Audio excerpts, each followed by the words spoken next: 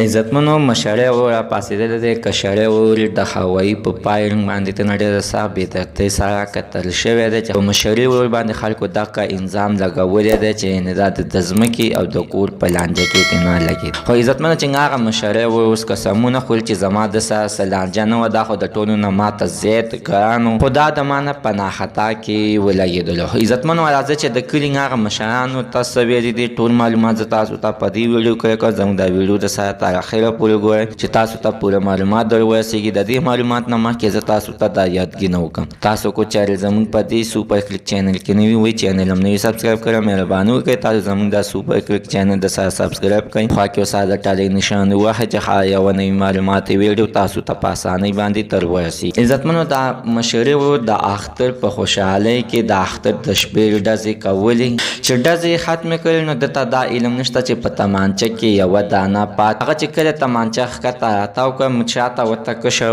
ولاړ، هغه ولته دویم ډک جاجر ورته ورکولو. په دغه ټایم کې د ده د کوترې ته ګوته ورغله او ډزې وکړو او کشرۍ اور یې سمدستي په سر باندې ولګېدلو چې ځای په ځای باندې راپرېوتلو. خو عزتمنو مشرۍ اور د ځینې هم نه دی خوځېدلی او داسې افسوس ورته ولاړ دی چې یعنې دا ما سره ګپ لګوي او که دا څه چل وشو. دا د دې خلکو تنقید دی، په هر چا باندې تنقید کوي، بیا ورباندې دا قشان ته انظامات لګوي. خو عزتمنو د ګل غوندې ځوان و بېدردۍ سره د دې دنیا نه پاني لاړ. عزتمنو زموږ د دې ویډیو مقصد دا ده چې تاسو ته موږ مخکې هم دا قشان ته ډېرې ویډیوګانې کړي دي چې یعنې هوایي پایرنګ مه کوئ. که نه وي نو خپل کور کې که غم نه شي نو د بل چا په کور کې به غم راشي، د بل چا په کور کې به غم راشي، خو دا خلک نه منې کېږي نو اخر یې وګوره په خپل کور کې غم راغلی. عزتمنو داسې خلکو په هره باندې ستاسو څه خیر دی، حتما راسره خپله رایې لاندې په کمنټ کې شریکه کړئ. زموږ د څه عزتمنو نننۍ معلومات د دې ځای پورې د نوي معلومات دپاره د سره زموږ دا سوپر کلیک چینل د سره سبسکرایب کړئ، خوا کې ورسره د ټالۍ نشان ووهئ. د هر یوه نوي معلوماتي ویډیو تاسو ته په اسانۍ باندې تر ورسېږي.